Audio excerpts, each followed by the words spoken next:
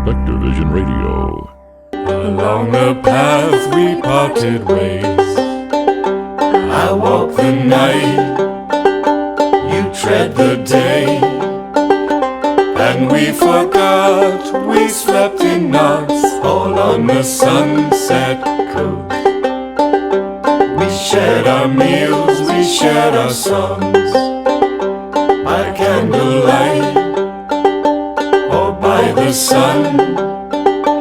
I know you've sung 1,000 more since the time you've gone.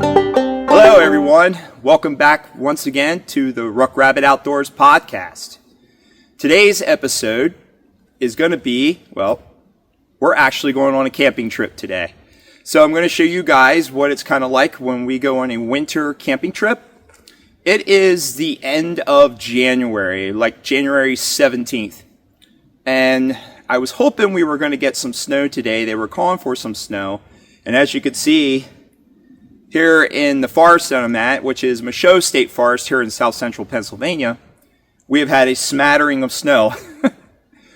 East of here, at the Warren, we actually had 3 inches. And as I'm driving here, I'm hoping that we were going to have a lot of snow, and not much snow. And that's just how it goes sometimes. So we're going to be overnight, and I say we, it's me and a friend of mine. One of my friends is coming along, and we're going to do an overnight tonight. The temperatures are going to be about 25 degrees tonight, and I'm hoping that, it might get a little colder. I'll show you guys the gear I'm going to be running later on, and we're going to be hiking in a little bit, just kind of randomly picking a spot and setting up camp. So, let's get this, the show on the road here, so to speak. So one of Michaud's vehicle sites is actually here on Locust Gap Trail, which is a trail we're walking on. And you actually have to walk to this site. I think a lot of these vehicle sites you actually got to walk to. When they say vehicle sites, it means you can car camp, but like I said, usually sometimes they're a long walk. Most of them are pretty far, aren't they, Mike? Yeah, most of them. I have seen some where you can literally pull the car 50 Okay. feet, but most of them are either a short distance or like that one we did there a few months ago, not far. Yeah. I think the longest distance is usually like a couple yards, something like that. I actually found a really nice site. As you can see right away, we're crossing a creek. So there's a creek that just goes across the old forest road here, which is what we're walking on. It's a place called Harry Springs, and it actually has a spring mic up from the campsite. It's a little bit of a walk to get into, but it actually has a spring house that catches the water. It's really cool. So we're definitely going to be camping there. I think it would be more of a good summer, spring type camping area to use. So yeah, just so you guys know, the Appalachian Trail does go through Michaud State Forest. And like I said in YouTube videos, but not on the podcast, all the blazes on the trails that come off the AT are this blue color. While the AT, all the blazes are actually white. So any trail that if you think of the AT as like a spine going up the East Coast, all the trails that come off that spine are blue. Sometimes it does change in state parks, in other areas, but most of the time they're blue. So yeah, we're going to be working up this old forest road. It's basically just a cinder road, nothing major. And we're not going to have, it depends on where we're going. We might go to a place called Dark Hollow. We're still trying to figure that one out. We're just going to play it by ear. Trying to decide if I want to go up that or go down that, because I've never gone down that before.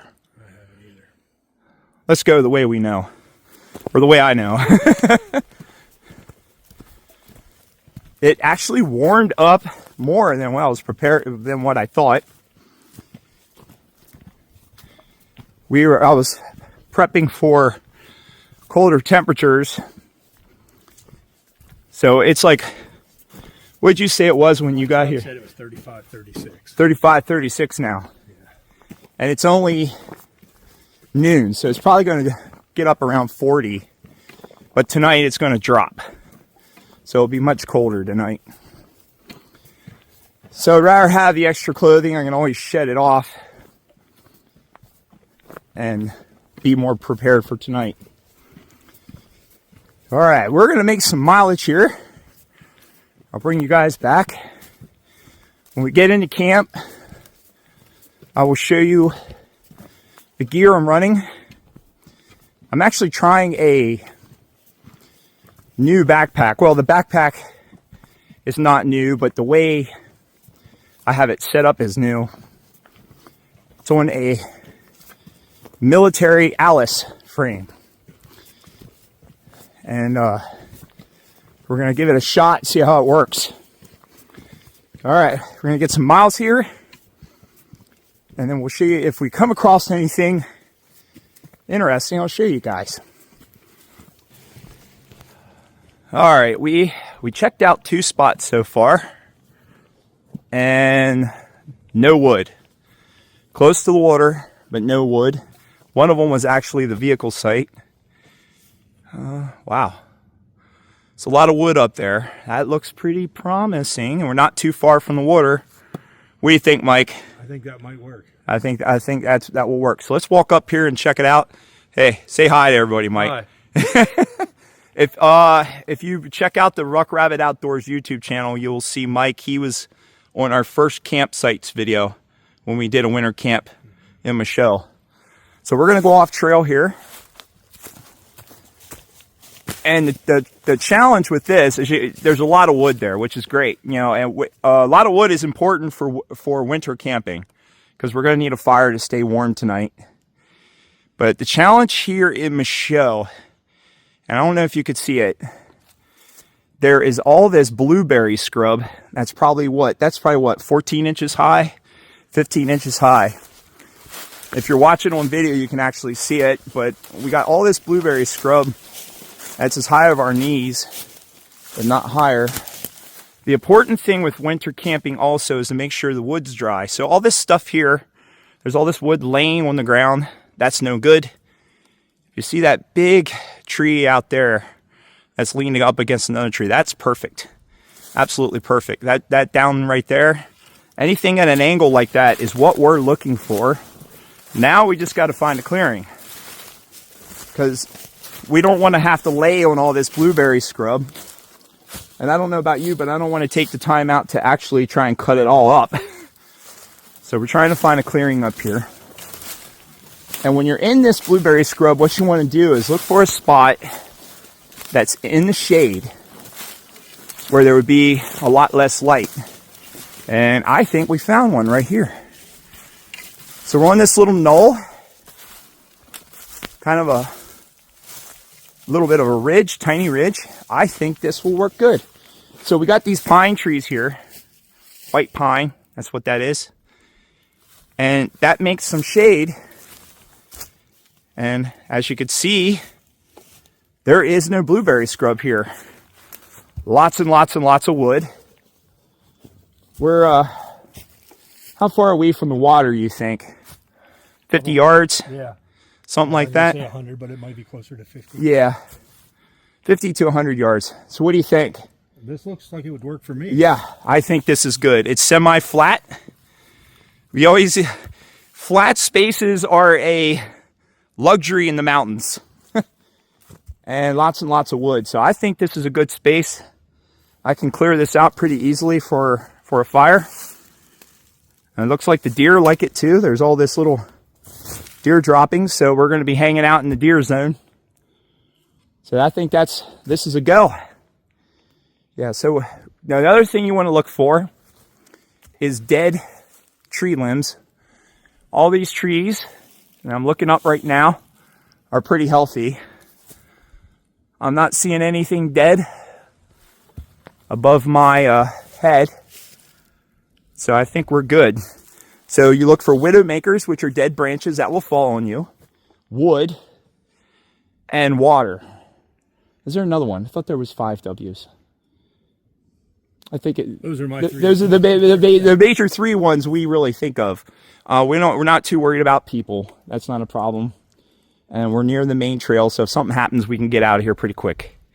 So yeah, I'm feeling it for this one. You are too, right? Yeah, this works for me. Okay, so we're gonna set up camp. I'll drop my pack and show you guys the gear I'm using this weekend, just to give you an idea. And yeah, I think this is what we're gonna do. All right. Okay, guys, this is the pack and some of the gear I am carrying. If you hear some snapping and crunching and all that, my friend Mike is setting up his camp. He's clearing out a space for his tarp. We are both running tarps this weekend. The pack I have is this one right here. I have it leaned up against a tree, so we're going to kind of walk around it here. This is the Appalachian Woodsman by J. Hercules at Opossum Pouch Soft Goods. It uses his typical toggle system. So what it is all the openings have like a piece of paracord and a toggle that goes through a little leather loop, and that's how you close all the lids and all that on the pack and all the pockets. And what that does is the beauty of that is you can adjust how long the closure is, and if you were to rip or break something, it's just a matter of taking a piece of paracord or some other cordage and making a wooden toggle, or you could just tie it shut. So it's pretty easy to fix, don't you think, Mike? Absolutely. Yeah. So yeah, you No could. zippers, no snaps, no nothing. It's very bushcraft friendly or woodsman friendly. This is a design that I helped actually design with Jay, and you can see the really unique equipment carrying pouches, and you can see there's an axe loop, and behind that axe loop is a saw sleeve. So what I'm doing is I'm reaching down here and I'm pulling out my saw. Actually, we'll pull the axe out first.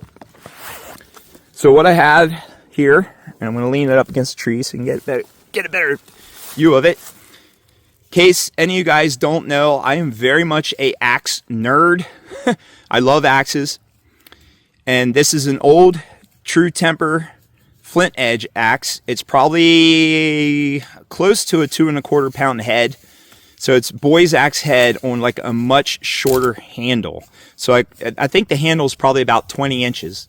So it's what I call my bullpup axe. It's got a lot of weight and power for like a small compact axe. So that's the axe I'm rocking this weekend.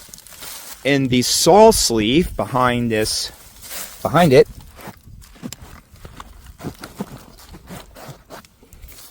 and I'm going to lean it up against the pack so you guys can see, is a Silky Saw Big Boy. That's pretty much the saw I always carry because it's compact. It's a good compact size. I think the Big Boy, how big's the Big Boy? About 15 inches, the handle, I think. Yeah, so it's about 15 inches, and then when you open it up, the saw blade itself is probably 20-some inches. I don't know the exact dimensions offhand, but it's probably the biggest saw you can comfortably carry in a backpack. As you can see, this pack has the axe loop and the saw sleeve. There is another set on the other side of this pack. So you could conceivably carry 2 axes, 2 saws, or whatever else you can put in these equipment pouches. So it's very much made for anybody who does any kind of woodsmanship, as far as like bushcraft. A hunter could carry it, a fisherman could carry it. It's designed to do a bunch of different things. Has this, there's a pouch on the front that actually has my canteen in, that's big enough to hold a canteen. The main lid actually has a zipper, as you can see here. There's a zipper in the main lid. And then there are 2 very big balloon style side pouches on each side. And they are big enough to actually hold a 48-ounce water bottle. So I'm opening it up right now. And it's just, you just turn the toggle and the leather flap opens up. And as you can see, I'm pulling it out. Right there is a 48-ounce single wall Nalgene bottle. And you can see it has this nice closure that goes over top of the side pouch. So it is a really good design. It is also made, and I'm going to tip it here forward, to use a frame, an Alice frame, which is a military surplus frame. It's very common, easy to find. Frame, metal frame, exterior frame. And you can see that here it has a pocket to accept a Alice frame or any other similar style frame that you can make or whatever. I'm running his Jay's straps that he makes. These are like an Alice style strap. And I have a Molly belt on. So it's got a little bit of military surplus in it. So that's the pack I'm running. I also have a walking stick, which this is just a plain wood walking stick, nothing special, with a leather strap. I always suggest carrying a walking stick or trekking poles of that, something of that nature.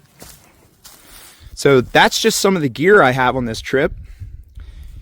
This will change as the seasons go. You're going to see very much, if we do more of these podcasts videos, or if you check out the YouTube channel, you're going to see this pack being used a lot because we are actually putting this through its paces. It is in production with the Possum Pouch Soft Goods, but I'm right now really, this is the first time any one of these packs has actually gone out into the field with a frame on it, to my knowledge, to do a backpacking trip. So, okay, I'm going to go ahead and set up my shelter. I'll show you guys when I'm doing that, when it's all set up. But we basically got to prep camp. We got to clear a spot here for the fire.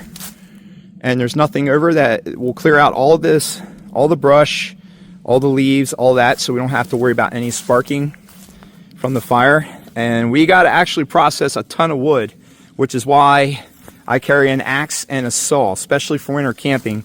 It's very important to have that to be able to process wood. Now, is this something that a long distance backpacker would do? No, I am carrying way more weight than what a long distance backpacker would carry. What saw you got there? That's a Gomboy 270. So that's another silky saw, and that is the smaller, the Gomboy. So my saw is the next size up from that, and then down from that is what's called the Pocket Boy. And Silky makes really, really good equipment. It's strong, it's tough. I mean, yeah, they make these Gomboys in 210 and 270. And that is based on the teeth, right? That's I think that's centimeters of the length of the blade. I believe. Okay. 270 centimeters, 210, I believe. Yeah, I have on mine. I have the really aggressive teeth because you can get different blades. You know that, different saw blades. But no, a lot of guys that do what we do use these. Very lightweight, fold up. They're basically like a trimming saw, kind of, sort of. Yeah, Japanese pruning saw. But pruning saw, that's the word I'm looking for. Trimming saw, pruning, but they work really well. All right, we're going to get this set up, and then we'll show you guys what our camp typically looks like. Camp is now set up. I have a bare area there. That's where we're going to have our fire here very shortly. I am using a tarp tonight. So is my friend Mike. The silver gray tarp is mine. That is what's called a bear hard tarp. I actually got that on Amazon from a company called Bear Hard. And I have that set up in what's called a beaked Forester configuration. And I'm going to go around here so you can kind of see how it's set up. You can see my coat. It actually warmed up, so that's why my Woolrich coat is kind of hanging there right now. Because it got up to 40. But that is the beaked Forester setup. and there's actually a stick on the inside of that. So the advantage of that is I don't need a tree. I can use my walking stick or something like that to actually set it up. That little beak that comes out to the left there. So for those of you who aren't watching the video, it's basically I took a 10 by 10 tarp and I staked out 3 of the corners, put a stick about a quarter of the way in, and then you end up with this kind of like pointed beak. And what that does is break the wind and also gives you a little porch, like gives you some protection from the rain. They're not calling for any rain, possibly snow tonight. On the inside, I have what's called in the military, they actually call it a casualty blanket, but it's like a survival tarp, and it has a silver mylar side, and I have that up, and that's like 6 feet by 7 feet. I'm using a military bivy sack, which is kind of a Gore-Tex bag, and inside that I have a inflatable pad by a company called Ecotech. It's literally $50. It's a very good pad. I have a down sleeping bag by Teton Sports. It's a Zero bag, and I have an inflatable climate pillow. As you can see, if you're watching the video, the inside of the Bear Hard tarp is actually metallized. It has like a mylar coating on the inside, so that will reflect my heat back. And also I'm about 1 step away from the fire, and which is pretty much the standard distance for a fire to warm up your shelter. So any heat from the fire will build up inside my tarp. My friend Mike is using what's called a plow point. So plow point is basically he has a 10 by 10 tarp. One corner is tied to a tree, and the other 3 corners are staked out. He also has the back pulled out to give himself a little more room. What's your tarp, Mike? 10 by 10, Bushcraft Outfitters. So it's a Bushcraft Outfitters is the tarp he's running. His is kind of an olive drab green, and he wasn't planning to come in. This was kind of last minute for him to come, so he doesn't have the bivy sack he normally runs. So he has a piece of Tyvek and a 0 degree sleeping bag. And what's your pad? A climate? Insulated climate. So he has an insulated climate pad underneath his sleeping bag. So that's kind of what he's using to sleep on. And since we have tarps, we don't have floors, and that's why we have the ground cloths. And what we did is there's no rocks here. So what we did is we just basically pulled all the forest detritus, all the leaves and all that away to the bare ground. And that's where we're going to run our fire. I also brought along a reproduction Stonebridge lantern. And we will be doing a podcast on them. We're actually going to be doing the history of Stonebridge lanterns. And I have a lot of these. This is just a brass reproduction. I actually didn't bring the actual ones. I have a titanium emberlit stove, twig stove. And you're probably wondering, why do I have a stove when I'm going to be having a fire? And that's because tomorrow morning, I don't want to have to make a fire to make coffee. So the twig stove is what I'm going to use to actually make my coffee and breakfast in the morning. I have a little blue enamel pot. That's what I'm going to use to boil my water for my coffee and stuff. I have the vintage axe that I showed you guys earlier. It's a True Temper flint edge, and I have a World War I 1910 model canteen is what I'm using to carry water, along with my Nalgene bottle. And I had cut down the one piece of wood that was hanging over my tarp. So I have a little kind of place that I can hang my coat up and all that right now, because I don't need a full-blown coat. And I have my pack hanging off a tree. So that's pretty much camp. I also have a headlamp, an actual headlamp. I have that just kind of draped over my tarp right now over the pole, so I can get to that whenever it gets dark. So that's pretty much camp for tonight. So we're going to start cutting some wood, and we're going to get a fire going, because we don't have too much longer, do we? Nope. No, we don't. Okay. We'll come back, and you guys will get to see some more here. And I'll just do a quick 360. Like I said, we're kind of on a knoll in the woods. We bushwhacked in off the trail a little bit, probably about 30 yards or so. and we got tons of wood around us. I'm going to have to go down and get some water later probably, but that's not a problem. So I'm running a Katahdin bee-free filter bag. Really like it. It's kind of like a silicone bottle in a way. It can do a liter, and it's probably the best filter I've found so far to work. We do filter our water. We take that into account. We also usually boil it too. So, all right, we're gonna be cutting some wood here. Mike has already started. We got some wood already cut over here, and we're gonna get a fire going because we don't have a lot of sunlight left. Probably about, what, 2 hours? Something like that. All right.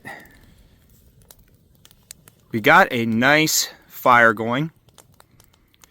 I got my blue enamel pot on there. I'm boiling water for macaroni and cheese with tuna.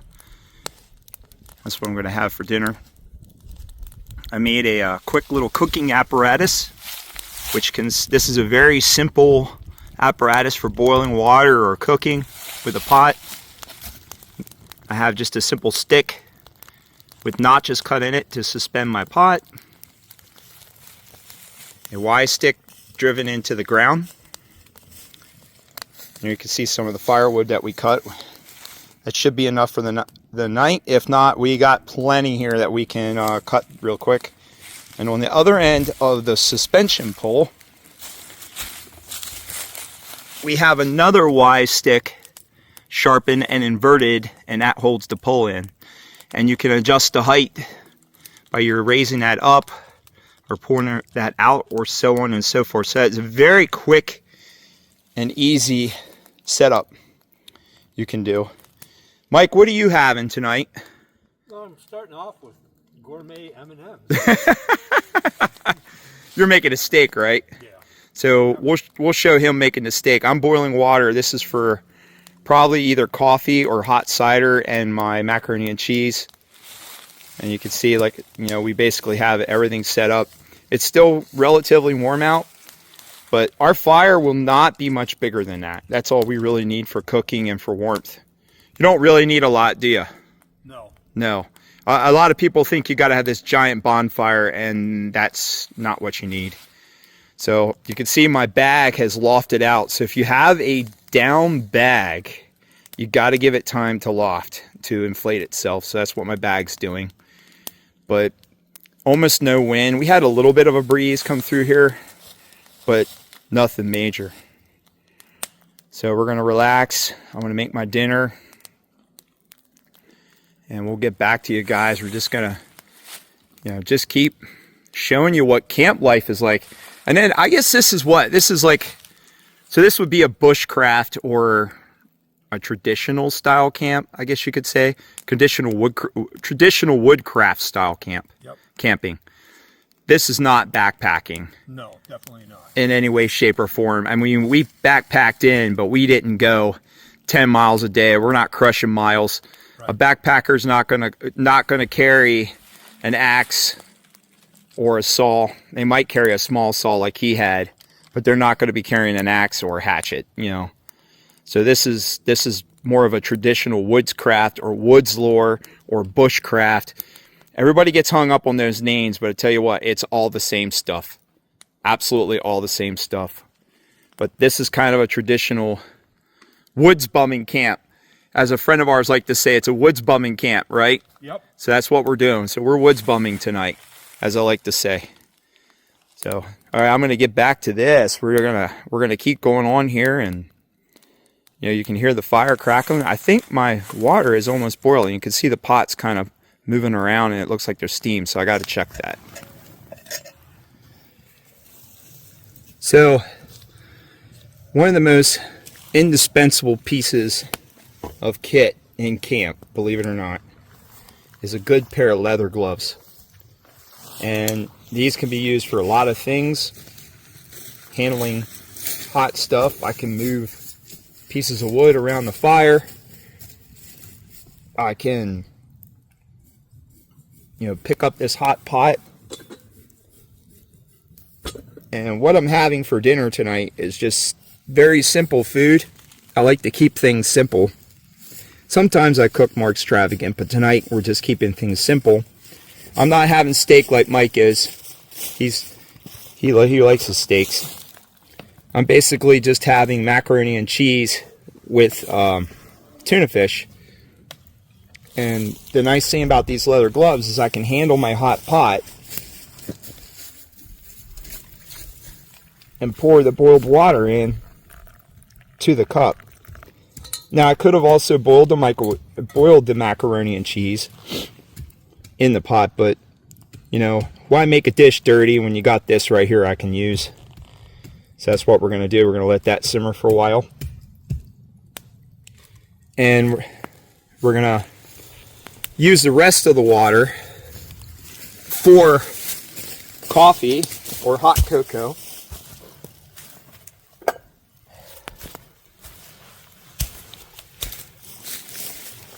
So I'm going to fill my teacup, my coffee cup, teacup, whatever you want to call it, with cold water.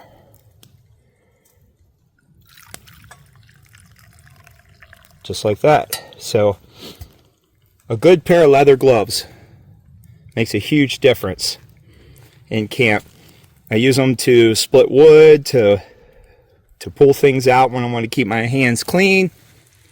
It just has 100 million uses. So one thing I recommend if you do any kind of camping is get a good stout pair of leather work gloves. They work really well for stuff like this. Hunk. Yeah. Mike made his steak. He ate part of it, so you could see how he made it. Can you turn that a little bit? So what he did is he impaled his steak on that forked stick and did it over the fire. He ate most of it. It was good, right? Yeah, it was really good. It was just starting to get cold, so I'm warming it back up. He forgot a plate, so throw your plate down. So what he did is he split a piece of wood and made a plate, and that's what bushcraft and woodscraft is all about. I'm boiling some water there to make some more hot cider. So I just threw some more wood on the fire, and he's going to finish up the rest of his steak. So we're just chilling out and just enjoying things. And we're going to get a story from Mike later here. He agreed. I had to twist his arm a little bit, but he agreed to do it. But it's just a nice night, or evening I should say. It's real quiet.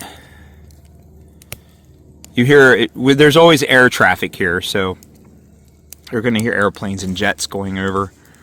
But we're on this saddle, and that's looking up the mountain up there. So we're like on a saddle between two little small little depressions. We're probably, like I said, 30 yards off the road. But we're just chilling out, enjoying that fire, just sitting here. And this is what woodsbumming is all about, just sitting here, relaxing, and smoothing it, as we like to say. All right, we are done with dinner. It's dark. Now it's just kickback time. Got a nice fire going.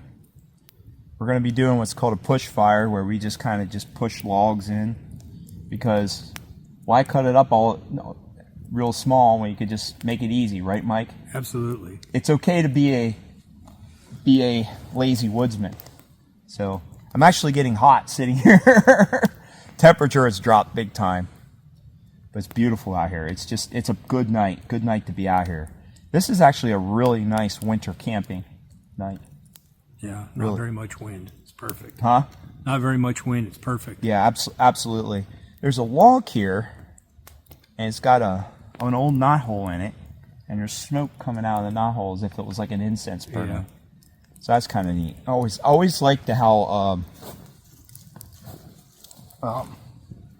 smoke and flame interplay. You know, it's woodsman's TV. But if I cough every once in a while, the smoke is changing direction, so I might have to pause, because, you know, if anybody who's really sat around a campfire knows, you always inevitably get smoke in your face. But this is what it's about. I could do this all the time. all the time. I just love it. Absolutely love it. So, Mike. Earlier we were talking about different pieces of kit and different cook pots and stuff for, camping and stuff. And it reminded me of a kind of a funny story I have from about 10 years ago. I was at a group camp up in the Poconos, and we used to do this group camp out every year. It was called Meat Rock. Meat Rock. I was going to say, I've never been there, but I've heard it's legendary. Yes. So there's usually between 15 and 20 people that attend. Wow. And everybody just brings meat. And that's pretty much what you eat for about 3 days until you literally can't handle it anymore. But I learned a valuable lesson on that trip because there was so much food being cooked, and there's literally like bacon on either a frying pan or a cook stick or something pretty much 24 hours a day. and by day number 2, people are just like, I've had enough bacon. Yeah, but everybody brought 3 or 4 pounds, so it gets cooked.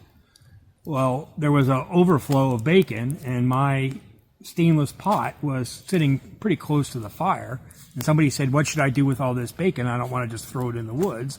And I said, just set it in my pot. We'll worry about it later. Not really thinking much about it. So they filled my stainless pot up with hot bacon. And at some point in the next couple hours, people kind of picked through it, ate it, whatever. I'm not even really sure what happened to it all. But it got later towards evening, and I needed to disinfect some more water. So I took my pot down to the stream. I could see that there was a little bit of bacon grease stuck to the sides and the bottom, but I didn't think that much of it. I kind of scoured it out with a little bit of sand, ice cold water because it was like a February trip. Filled the pot back up, put the lid on it, brought it back up to the fire, set the pot on the fire, got the water good and boiling, dumped it into a stainless water bottle.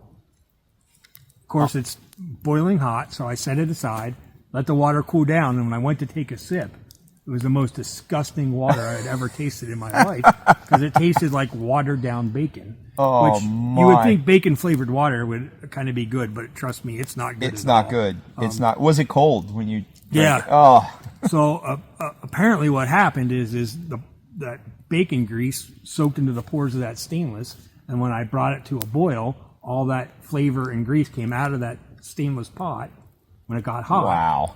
And when I dumped it into the stainless bottle then, and that cooled, it sucked it into the pores of the stainless water bottle. Oh, my. Because even after I got home, I washed it twice with hot water and dish soap, and I still couldn't get the taste of that bacon out of it. I had to make a paste of baking soda and hot water and scour it to get it out. Get that taste out of the... Wow. So as a word of caution, if you ever go camping, don't let bacon grease coagulate in something that you're going to disinfect water shortly thereafter, or you're going to have to do a lot better job than I did. Wow. Getting that out of the pores of the stainless. So just put your bacon when it's cooked in something that you don't plan on drinking out of or anything like that. Yeah. You know what? So I just learned something there, and that's an important thing. And there's a saying that I follow from a guy who's long since dead, and you know who Horace Kephart is. If anybody doesn't know who Horace Kephart is, watch this podcast. You will definitely, or listen to it, you'll definitely know. He was one of the OG woodsmen from the 1920s and 1930s. Lived in what was called the golden age of camping era. And he wrote a book, and it's his Camping and Woodcraft. Yeah. Another guy that I follow, Nessmuk, otherwise known as George Washington Sears, he wrote a book called Woodcraft and Camping. But Kephart's book is much better because he was a librarian. He's very ordered, his stuff. Nessmuk's book is great, but he exaggerated a lot. Yeah. He exaggerated a lot. But anyhow, Horace Kephart had a saying that in the school of the woods, there is no graduation day. And I have always said that over and over and over again to any group of people that I'm teaching. Absolutely. Because just when you think you got everything figured out, that's when something like that could happen. Absolutely. I mean, it was a minor thing. Right. You weren't going to die. Right. You know, but We all got a good laugh about it, but it was kind of inconvenient because I still had, another day and a half of the trip left. Oh, I obviously had to drink water, but I could still taste the bacon grease every sip I took. Wow. Even after filling that bottle with hot water a couple of times on the trip, it was still like drinking bacon. Water. Wow. Yeah. That's crazy. I laugh about it. We all laughed about it then, but yeah, you learn something every time you go out. Absolutely. Absolutely. I mean, and that's the point. That's the point of this. That's one point of the podcast, is to teach people things. Record people's stories, because to me, stories are important. Even something like that, somebody can learn from that. Mm-hmm. And everybody that is an outdoorsman has a story of, something, and they're just worth recording. And there's always the high guy, the guys that are the stars of what we do, the Dan Wowacks, the Dave Canterberries, those guys, the Sean Kellys, these guys are, they're the ones that are making a living. That's what they do at this kind of lifestyle that we do, which is this kind of camping and all that. And in the bushcraft world, or woodcraft, whatever you want to call it, we're never going to argue that here, because the whole point of this is there is no labels. Right. I don't want to label anybody, because I think anybody who just takes a walk in the woods on their lunch break and enjoys the outdoors is an outdoors person, is an outdoorsman, or outdoors woman, or outdoors person. And to me, that's important, because we get hung up on these labels. And that just, it ruins things. It ruins things. But everybody, there are all these people who do this, because there's a lot of people that do this, and we're actually just camping, and even a long distance backpacker camps. Okay. They all have stories that are cool experiences, which is why we come out here, is for these experiences, to sit around this fire, share stories. I mean, we've been sharing stories all night. You know what I mean? See the owl go by or whatever. I'm sure we'll have might have an animal encounter in the middle of the night. And I think I was out. I don't know if I told you this one, but I'm going to tell it. I guess I'm going to tell a story. It's my turn to tell a story around the campfire. So I was camping up on Big Pine Flats, which is slightly north of here, on top of the ridge, and they call it that because it's basically like a plateau. You've been there. Mm-hmm.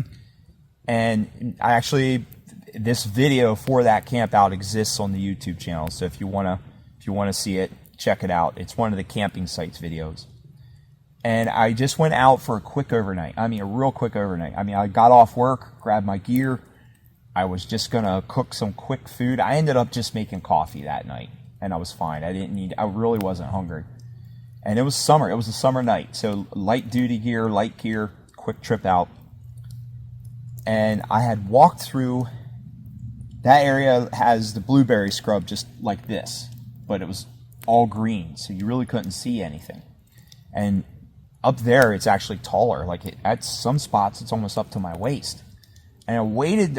I took the AT, the Appalachian Trail, in a little bit, and I saw what looked like a good spot, and I waded into this thicket of young sapling trees, and because it was thick there was none of this blueberry scrub, just like here. Found a nice little spot, set up my tarp, because the sun was going down, because I left work. I didn't have a lot of time, but we had more sunlight then. I had more sunlight then because it was summer. It didn't get dark till 8 o'clock. Set my tarp up in a quick plow point like you did, off a ridge line instead though. And I'm sitting there and I'm making my coffee, and I had hung my food out, away from where I'm sleeping, because you always hang your food out away from where you're sleeping. People always say for bears, but it's mostly for vermin, possums, stuff like that. Well, I heard something coming through the brush at me, straight towards my camp. And, and I'm like, well, what is that? What is that? Flashed the flashlight out. I saw nothing. Absolutely nothing. I had a real small fire going. I had actually a twig stove. That was all the fire I didn't even have one of these lanterns. That's the only light I had other than my headlamp. And I flashed my headlamp out. I see nothing. And I still heard something coming. Well, right away I'm thinking, oh God, it's something paranormal. Because that's just how my luck is. Because when I deal with the Strange Familiars podcast, I deal with a lot of unseen things in the woods. You hear something, but you don't even see anything. And I hear something coming. Finally, my headlamp catches two eyes. Here there was a raccoon, and he was walking through the blueberry bushes, but I didn't notice the bushes moving, and that's why I couldn't see him, because he was hidden in that blueberry brush. Well, he tried to climb a tree a little bit, and he's looking at me he was huge, absolutely huge. He's looking at me from around this tree. I'm like, oh, so you're the guy making the noise. I'm like, get out of here. And he walked off. He dropped down and walked off. And then I could see the bushes moving. Well, darned if he didn't stop in another clearing, and he looked back at me, and I'm like, get going. So I think he's used to people, because Birch Run Shelter is close to there. Mm-hmm. And I think he's used to people camping, and he was coming in to see if he could find some food. He didn't expect me to be awake. He probably smelled the coffee brewing. But, I've had other encounters with raccoons, but that one was just funny. But I've always learned, and I learned this, and this is like I said, in the School of the Woods, there is no graduation day. If you scare them off once, you need to make sure they're gone, because they will look back and make sure, because those darn little guys are smart. Oh, yeah. Absolutely. I mean, have you ever had an encounter with them? Oh, I've had raccoons and possums both. Sometimes I don't do the best in certain places, and sometimes I'll have food under the tarp with me. And I've had a handful I've of done it times too, where they're standing outside the tarp, smelling me, but also smelling the food, and probably trying to make a calculation whether or not it's safe. It's worth going for it. Yeah. And I've never had anything that I felt like I was in danger. I usually just kind of shoo them off, and that's maybe sometimes they'll come back again, but I've never had them actually get in the shelter with me.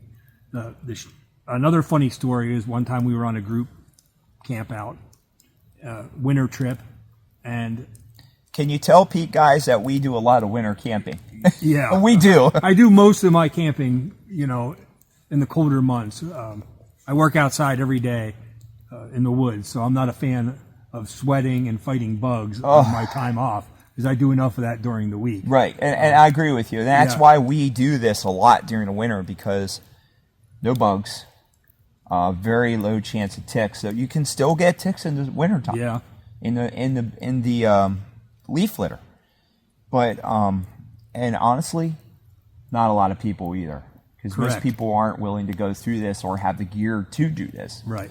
Anyhow, back to your story. I'm sorry. So the one guy who used to run around with us sometimes has a really friendly, fairly well-behaved chocolate lab that he would bring on these group camping trips. And he had to work that evening, and then he was going to come right from work, and he had several hours to drive to get to where we were at. Oh, wow. So he had sent us a message saying, I'll be there, but I'm going to walk in at the dark and get set up. Well, it gets dark really early in the winter, but it was probably 10:30 at night. Oh, wow. I finally had decided that I was going to crawl into my sleeping bag underneath my tarp. I had just fallen asleep, just started to doze off, and I could hear something right outside my tarp, like a foot away from my head, kind of crunching the leaves and sniffing. And I was like, oh, that's not a good sound, but I was kind of half awake, and I kind of honestly did panic there for a second. Right. And snapped my head around real quick. And here it was that chocolate lab. It was a dog. He was going shelter to shelter, checking to see who was there. But, I didn't hear him coming. I just heard the rustling, a foot away from my head. And the snuffling. And the sniffing. And I was like, The sniffing would have been what would freak me out. Yeah. I've heard deer come into camp. That same night I was out. It was the same night that the raccoon came in. And I thought that was over. and I'm sleeping. And I heard something walking through the woods towards the camp. And I knew it wasn't 2-footed because 2 feet sound different than 4. Mm-hmm. I'm like, oh boy, what's coming now? And I'm just laying there, and next thing you know, I hear this. And I'm like, I think I know what that was. So for anybody who doesn't know, that's actually a deer alarm clock or alarm call. They snort like that. Yeah. If you're a hunter, you know that sound all too well, I'm afraid. Absolutely. That means you've been busted. And it's usually by a doe. Yeah. Because the doe are smarter than the buck. Yeah. You've been busted. And she's so I telling heard everybody. I heard that, and I'm like, I bet you it's a deer. And, excuse me, I just got a mouthful of smoke. I turned my headlamp on, and wouldn't you know it, she's literally standing probably, 10 feet. Her and another deer were standing 10 feet from my tarp. And she snorted, and they ran off. It was so cool, because they were so close, and they're like, So they must have smelled me, didn't see me, or were like, why is this tarp here? What is this? And they're snorting. And then I lay back down, turned the light off, my headlamp off, lay back down. And I heard them out there, and they're out there, and they're stomping their feet, and they're snorting and carry on. And I'm like, you're okay, ladies, you're okay. I have a habit of talking to the animals or just talking to the woods. You just do it. You probably do it too. Oh, yeah. And then they finally moved on. But that was another encounter I had that same night, which was neat. But I've had deer come right through the middle of camp. They don't care. If you're sleeping, they don't feel any danger at all. Probably the worst night I ever had. Well, it was several nights, but when I was a young guy, every summer we used to do the entire length of a trail down in southwestern Pennsylvania, the Laurel Highlands Trail. Never been there. And we would that's on my bucket list. We would stay in the shelters. They actually have. Don't they have fireplaces in the shelters? The shelters are kind of neat, but the problem is they're overrun with mice. Boy. And I wasn't real experienced in spending a lot of time at that point in my life. I hadn't done, a whole lot of stuff on established trails and shelters, and they literally kept us awake all night for the entire trip. Wow. Trying to rummage through your backpacks, digging for food. Yep. And you would hit your pack and kind of chase them away. Yeah. And 30 seconds later, somebody else's pack was getting raided. Like, I think we slept 4 hours and 4 nights, it felt like. That was one of the worst nights I ever had, and that was just a tiny little mouse. What did you guys have your packs hung up? In that style shelter, now I would have probably known to do things different, but we just had the packs in the shelters with us, Gotcha. kind of propped against the wall.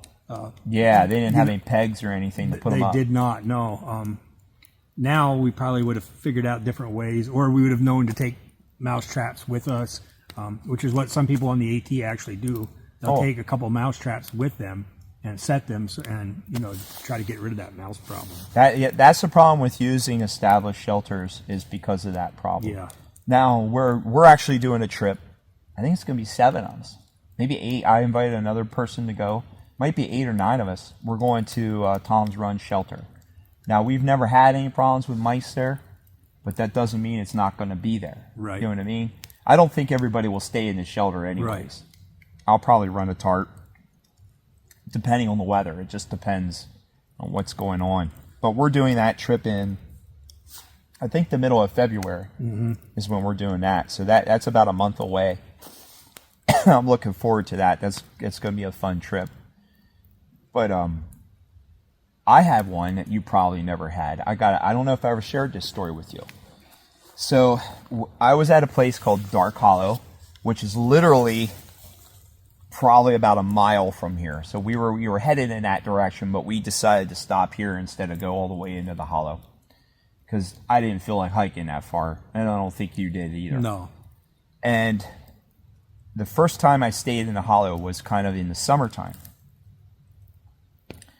And there's this one the trail goes into the hollow, into the back of the hollow, and then it switchbacks up the mountain and joins onto the Appalachian Trail.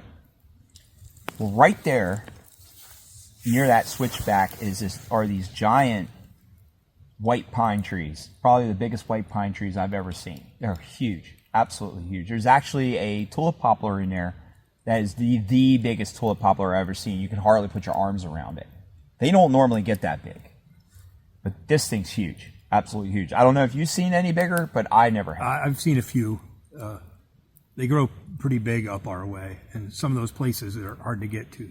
I had one in my yard. Oh, wow. That was probably 40-some inches. Oh, wow. Easy.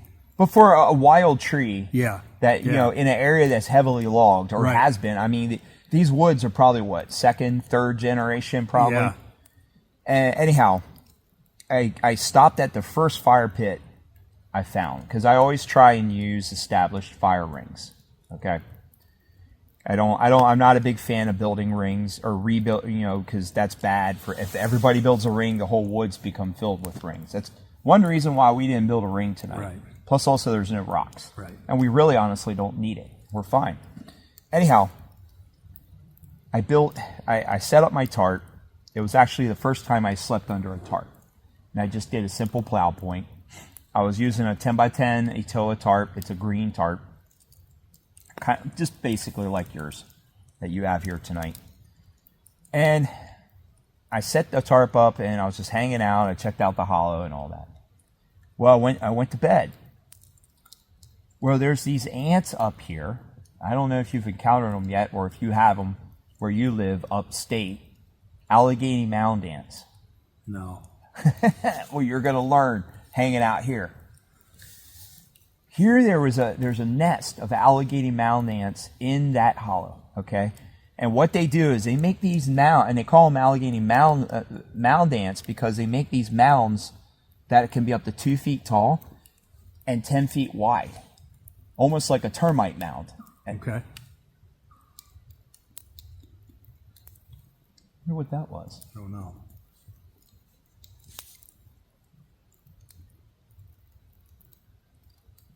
It was small, whatever it Yeah, was. it was. Wasn't a big animal. Fox, maybe. It almost sounded like a gray fox. Yeah, probably a fox. We just heard an animal call. If it picked it up, you guys got to hear it. Anyways, there's these mound ants. They're called Allegheny mound ants. And I am convinced that colonial insects have a mind, have a hive mind, okay? So all night I'm sleeping and I'm going like this. I'm smacking my face and I'm pushing away and I'm like, what is going on? Wake up in the middle of the night and I go to the bathroom. And I turn my headlamp on and I go to relieve myself. And there are thousands of these mound ants, these Allegheny mound ants, crawling across the forest floor looking for food. Okay? And these things are black ants. They're probably almost 1/4 of an inch long. They're big. They're big ants. Here these things must have been crawling over me, and that's what I was going like this in the middle of the night. Okay? So I relieved myself, went back to bed. I was okay. Woke up again, and I had to go to the bathroom. I went to where I had relieved myself, because I always like to go to the same place, because it's just, I think that's just good practice, especially in the hollow, because the hollow is its own little entity, okay? Mm-hmm. You will learn this. I've had a lot of weird stuff happen in that hollow, so here we go. The paranormal is already leaking into this podcast. Anyhow, where I relieved myself, they were swarming all over where I had relieved myself. So they must have smelled, you know what I mean, and thought there was food there. In the morning when I woke up, I found them. I had hung my pack up, and they were going in and out of my pack looking for food. So here what it was is people are day hiking, and this is one reason why I think you should just take your trash with you. They were throwing garbage and stuff in this pit, in this fire pit, okay? And, you know, people would burn cans, and they throw, and they leave stuff there. And that fire pit is used the most because it's the first one that people find, because that's typically what happens, okay? Well, these ants had learned that's where the food is. So if you're camping there, they go all over in there, like go through your pack. I was finding them in my pack and in my gear for days, absolute days.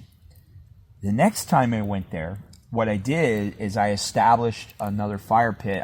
There was an older fire pit back behind that big one. Went back there, and that's where I have my camp now, because that's one of the main areas I go all the time. And I've never had that problem anymore, because most people will stop at that first pit, and even though the ants are down in there, they don't bother me anymore. Right. I don't have that problem anymore. So I learned something. But it was wild in the middle of the night, just thousands of these ants. I mean, thousands, probably millions, all over this hollow. Could you imagine that? Yeah. Sounds like something from a horror movie, don't it? It does. Another funny story with mice.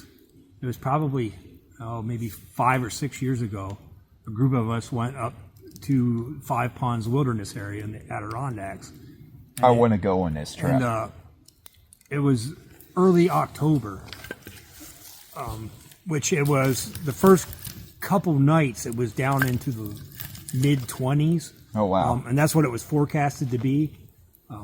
So I was set up with a normal tarp, not thinking much of it. You know, temperatures that cold, you don't really have insect issues. And my daughter was along, and I had her in a small one-man tent. At that time, she was fairly young, and she was just more comfortable in a tent than under a open tarp. It's a psychological thing. The four Right. walls. But anyway, it was obviously getting colder at night, and the first couple nights we were camped along this a pond, which in the Adirondacks they call a lot of things ponds that people around here might call a lake. Right.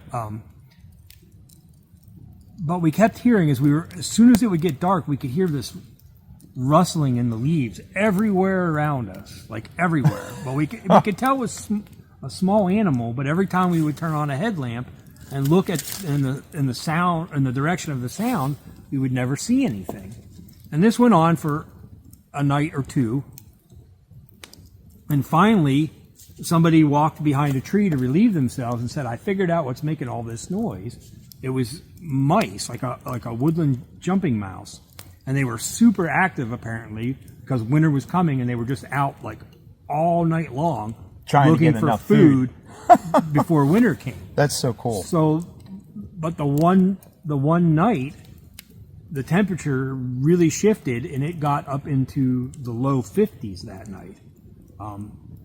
I was eaten alive by mosquitoes because I was 60 feet from the edge of this pond, and it got warm enough that all these mosquitoes hatched, and I was under a tarp in a mummy bag, drawn up with a winter hat pulled over my ears and my face, just pouring sweat because oh my gosh, that was the only thing I could do. And I didn't really sleep much because I could hear them through the winter hat trying to bite. It's insane. They drive me nuts. I hate mosquitoes. A lot of the other guys, my daughter included, were in tents. They didn't have a mosquito issue. But the next morning when they got up and started going through all their stuff, mice had chewed into tents, we had a rubberized dry bag that we had hung that had like our pots and pans and things in them. They had climbed out in that, chewed through the rubberized dry bag. They climbed up into the trees, down the rope, and chewed into the rubberized. Wow, that's a new one. The one guy, that next morning, he opened up his sleeping bag to kind of let it air out and saw that a mouse had chewed a hole through his sleeping bag liner. Well, I'm kind of guessing that the mouse was in the sleeping bag with him while he was in there sleeping because, they weren't really, you didn't see them or hear them during the day. They were it was a nocturnal thing. And he had probably been in the bag all night with the mouse. Anyway, we get home from this trip and the group text is going around. Two of the guys that had driven there and parked in this parking area, which was like a mile and a half from where the actual pond was at, had mice that had rode home with them. They had gotten into the vehicles One guy had to set mouse traps in his glove box and under his seat, and one guy had them up in the air filter, and they'd chew the air filter apart. Wow. They were just like, Maybe I don't want to go on this trip with you. That week, it was like there was just mice everywhere, and I think it was because they sensed winter was coming, and they were very, very active. So did you adjust when you go up there now? Do you go up when it's colder? Typically, it doesn't get that. Like I haven't had a mosquito. Well, I mean, do you issues. go later in the evening? No, we usually stay right around October, because depending on where you're at up there, sometimes it just depends. Sometimes you get into November, it's full blown winter up there. I believe it, absolutely. So October is nice. It gets a little crowded because a lot of people coming from New York City, from New England, want to come see the leaves. But if you can find a place where you can get away from the people, that's really the nice time to be there. So I guess you use a tent when you're up there. I still take a tarp, but that one night, it really cost me. It was a long night. Have you ever thought about getting those? And I thought about getting this too, just so I can use a tarp in the summer. The bug nets? The bug nets that go inside. They're almost like a little tent that goes inside I actually the tarp. purchased one, and I've never slept under it, but after that trip, I ordered one off of Amazon to have, just to take along as extra insurance for a trip like that. The only thing keeping me from getting one is like, if I'm going to carry that extra piece of gear to use a tarp, I might as well just take a tent. Yeah. And that's just kind of my thinking. Right. You know what I mean? Yeah. I do a lot of kayak and canoe camping trips in the Adirondacks and like in the Allegheny River, the Clarion River, and those are summer trips. I want to do the Susquehanna. I would never do the Susquehanna. I'd never even think about going on a trip like that without sleeping in a tent. Because, Yeah, the bugs are horrible. Yeah. So I learned something on that summer trip, not the one in Dark Hollow, but the one I was on with the raccoons and the deer. So when I got into that little thicket of trees, man, the gnats were just horrible. They were just all over the place, in my face, And that drives me nuts when they're like right here. And I hate using bug nets. When I set up my tarp, the gnats won't go inside the tarp. Mm-hmm. Did you ever know that? No. For some reason, they won't go under that. I don't know what it is. Now, the mosquitoes will, because I did get bit by mosquitoes that night. But the gnats did not bug it at all. Usually, for me, if it's warm enough that I'm even slightly afraid of mosquitoes or gnats or black flies, I'm usually in a small tent. Yeah, and I should have taken a tent that night, but I was just like, I should be okay. And it dropped down. Like I said, it wasn't like I had got bit by a couple of mosquitoes, but it wasn't like that insistent in your ears. Mm-hmm. It wasn't like that at all. It was just like one or two. But the gnats, as soon as I got the tarp up and I got under the tarp, they were gone. They were outside of it, but they wouldn't go in the tarp. Now, once I got the little twig stove going, then they disappeared completely because the smoke and all that pushed them out. Even though that was a very, the fire was just tiny. It wasn't much bigger than this lantern, but it was enough to push them out. But no, if for some reason those little gnats, you know which ones I'm talking about. We have a name for those where I grew up. What? Dogpecker gnats. Oh. That's what my grandfather always called them. Nasty things. Yeah, I that's why I camp this time of year. I mean, people think I'm crazy for camping in the winter.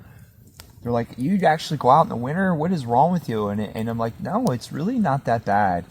If you have the right gear and the right skill set, and honestly, the right mindset, because it takes a certain mindset to do this. It definitely does.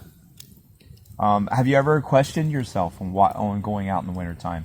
Have you ever had those moments where you're just like, why the hell am I doing this? I've been doing it since I was a small child, so I guess I don't really question it. I just have always done it.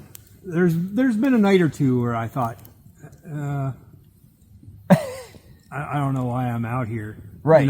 Extreme wind, heavy snow, like you're up, like under a tarp, and you quickly realize why the pioneers and the trappers and stuff built primitive log cabins, because if you're out on the right night, even with an advanced skill set, it's brutal. Trying to sleep under a tarp when you're getting a foot of wet, heavy snow is not a fun experience. And those guys would use like skins or whatever right. to make tarps, kind of the same what we did, but they would use, I think they would probably use canvas too.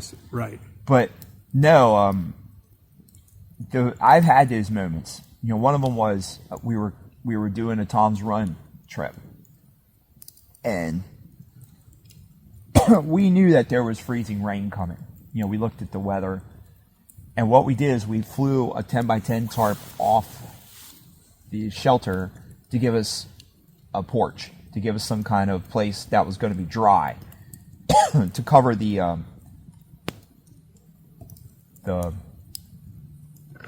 picnic table and all that. Excuse me, I am getting smoked out a little bit. I'm going to have to move back here. Anyhow, so we flew that 10x10 out. We cut down 2 dead trees that were standing dead, and we put them up, and we ran paracord off and had a nice porch out there to keep everything dry. I woke up in the middle of the night. I was sleeping. It got cold, but we were warm. I was comfortable. And I woke up in the middle of the night to go to the bathroom to relieve myself. And it was freezing rain. And I got up, and I pushed up on the tarp, and it sounded like shattering glass coming off of it because of the ice. And I stood out there, and I'm relieving myself, and I'm thinking, and it's freezing rain on me, and I'm in my base layer, my beanie, and I'm standing there, I'm like, why do I do this in this weather? What is wrong with me? But I still keep doing it because I love it. You know what I mean? But I always get that every once in a while. You get these moments where you're like, why am I doing this? One December, not that many years ago, another guy and I had planned a trip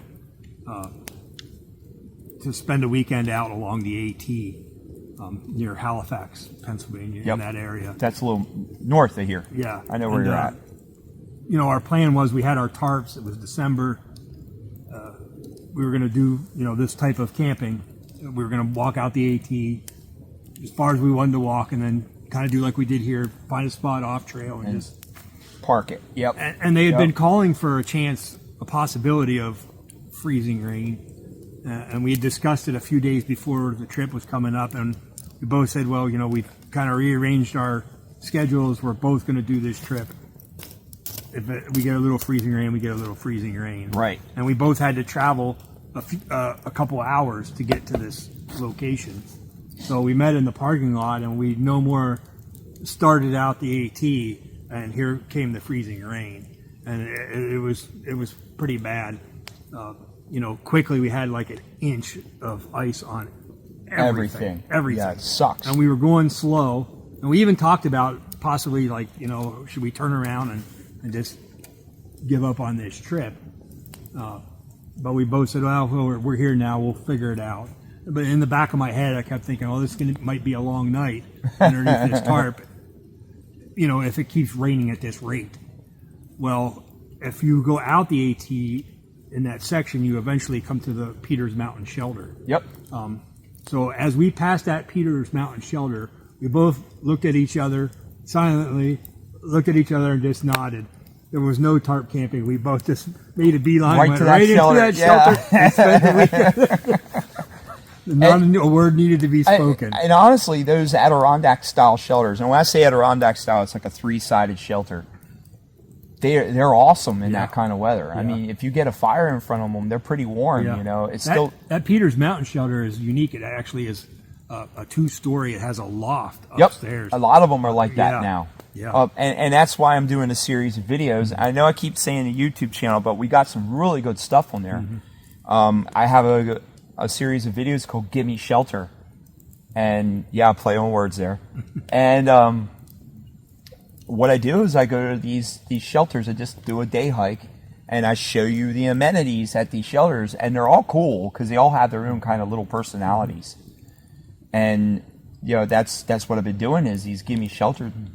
So that way, because there are people who they might live on the West Coast, they might live on the Midwest. They might not ever see the AT. They might not see these shelters, you know what I mean? Right. And plus also it shows people what's out there, kind of. There are other people that do AT videos and all that, but I'm actually going through and I'm showing you this is the shelter, this is the location, this is what this one's like, this is what this one has. I mean, even the bathrooms, I know that seems stupid, but that's such a great luxury to have, a privy in the woods. I mean, it sucks when you gotta put your butt over a tree or hold onto a tree and crap in a hole. You know, so having that privy is nice. Yeah. It's nice. It's a real luxury. You know, when you do this enough, there's certain things that you just, that this is nice. You know what I mean? You know, I'm not glamping in an RV, but it's nice to have that. Yeah. It really is. And they're good for in crappy weather. Yeah. You know, that's what they're there for. I try not to use them too much because they can get overrun. Right. Finding wood there is very difficult. Yeah, that was our biggest challenge. You know, the wood is just picked over. But, yeah, not a word was spoken. We both just looked at each other and nodded and headed right for that shelter. We were out one time. We did a trip, and it was up. It might have been beyond Peters Mountain. It's up near Fort Indiantown Gap, which is a Army base here in Pennsylvania. And we were up in State Game Lands 211, which in South Central PA is the biggest section of unbroken, almost wilderness that you can get into. And we did a hike up there, and it was November, and it was brutal. It was tough. There were 8 inches of snow had fallen before. The log that we were supposed to use to cross, you got to cross a creek right away. The log that we were supposed to go across had broken. Had to find another way across the creek. Pick through a frozen hemlock swamp. It was rough. And then the trail that you go up, you're going up the mountain. They call it Stony Mountain. Well, there's a reason they call it Stony Mountain. The trail literally, it's not even a trail. You're rock picking the whole way up. It was rough. Anyhow, we didn't make it to the shelter. We ended up just camping right off the side of the AT because we ran out of time. Because of just trying to get up this mountain, get down in.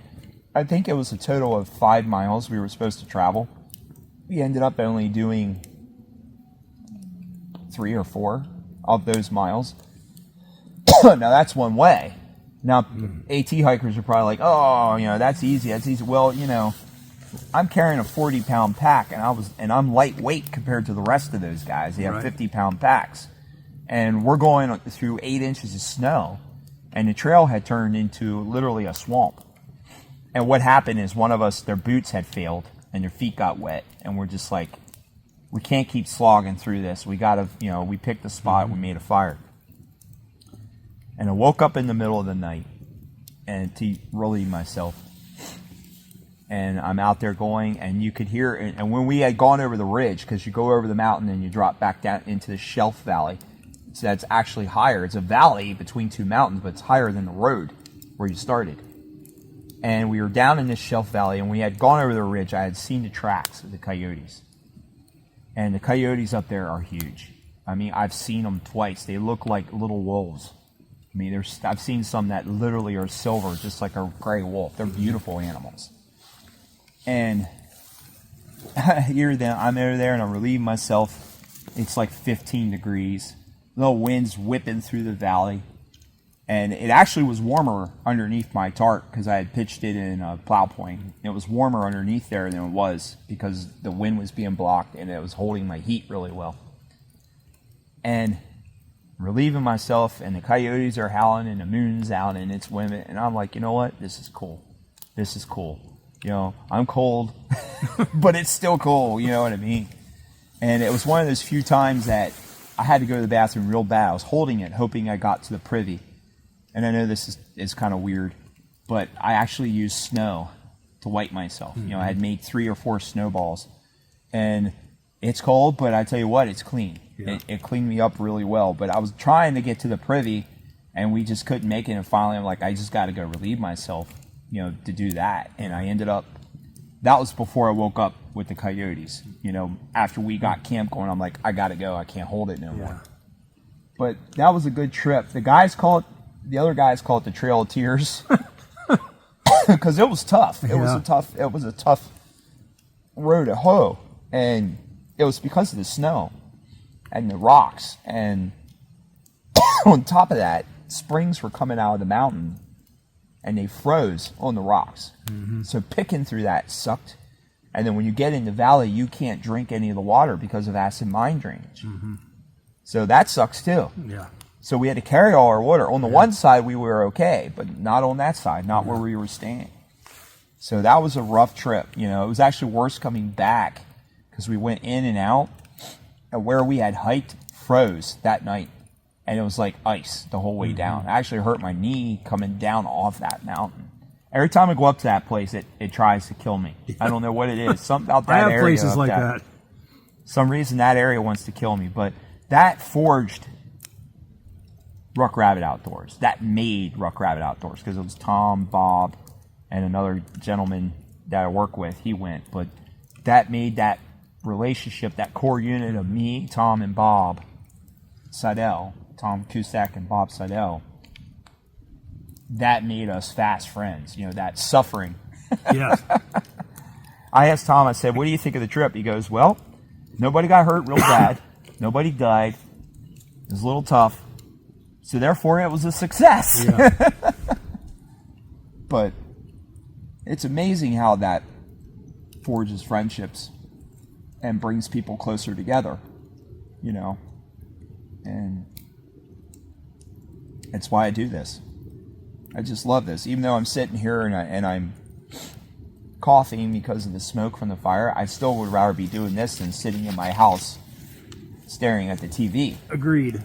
So, well, thank you for your stories, my friend. And I guess I shared a couple too. Yeah. So that was pretty cool. And that's what this is about. You know, that's another thing too we enjoy doing. Really do enjoy this. So, but this is a good trip. It was definitely needed. I think you needed it too. I did. I thought this was going to be a solo trip, and I was going to actually talk to the camera and the fire by myself. But yeah, when I got that message, like I said, I wasn't really prepared for this trip, and I don't have any of my normal camping gear with me. But I usually keep some stuff in my truck, so I had just enough equipment in my truck to pull it off. I definitely am, working with some different equipment than I normally work with. We're comfortable though. Oh yeah. We're enjoying. You know, I noticed something too. I think this ground was frozen. It was. Because the fire actually sunk down in, which is good. That's a good thing. When I was scuffing here earlier, there was quite a bit of frost still in the ground. We've had some bitter cold the last couple days down here. It's been in the teens and the 20s. This is actually balmy weather compared to what we've had. Like I said, if I would not have come out 2 nights ago when it was like 17 degrees. It probably would have been 10 up here, and the wind was just blowing. I'll share one more quick story with you. So we did our normal February trip one time at the clearing on top of the mountain that you went with us before. Yep. And they were calling for 7-degree weather that night. And me and Tom and Steve went on that trip. Now Tom, to his credit, tough old bird he is, stayed in a tent. Me and Steve slept in our trucks because you can pull, it's basically a big clearing. The only problem is the wind just whips through there. It's a clearing on top of the mountain. And me and Steve slept in our vehicles. And, of course, Tom was, Tom, he was giving us the business, typical Tom, which was fine. I woke up in the middle of the night, and they actually have bathrooms there. They have, normal, I guess it's kind of an outhouse. Right. I don't know, but pit toilet. Pit toilet. Yeah. It was cold. It was cold. Well, I got up the next morning, and I was going to get the fire going, and I walked out, and it was so cold, and the wind was going through, it dropped down in single digits. So this is the sun had just come up, but it was so cold. I couldn't get my hands to work.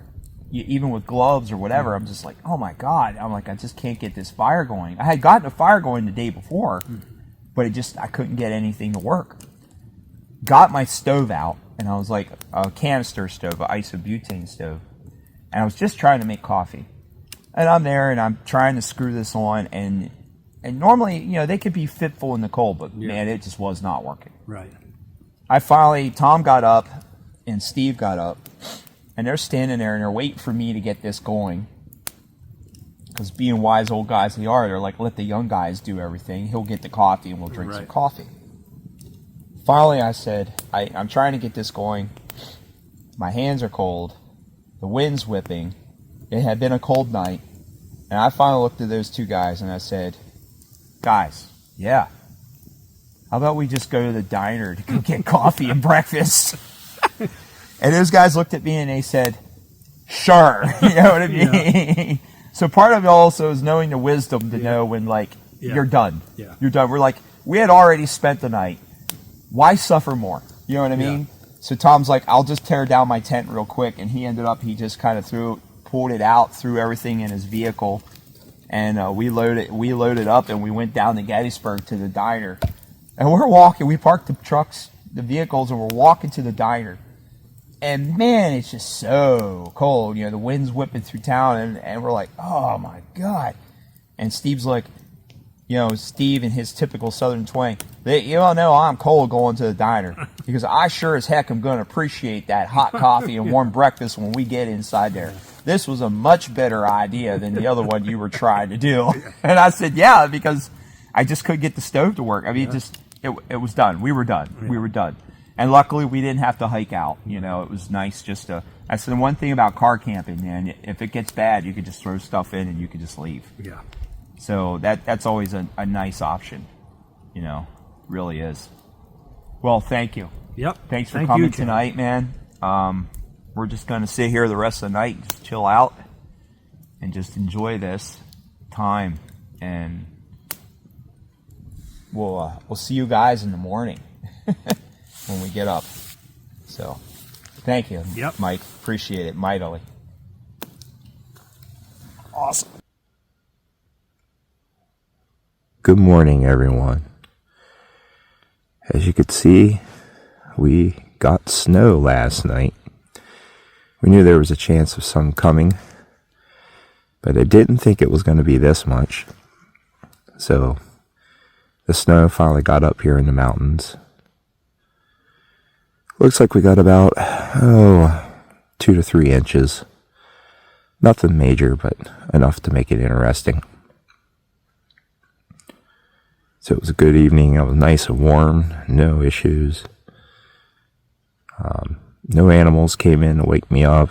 I was out like a light. So just kind of wanted to show you guys what it's like in the morning, especially when you wake up and the weather changes. That's part of winter camping or any kind of camping at all.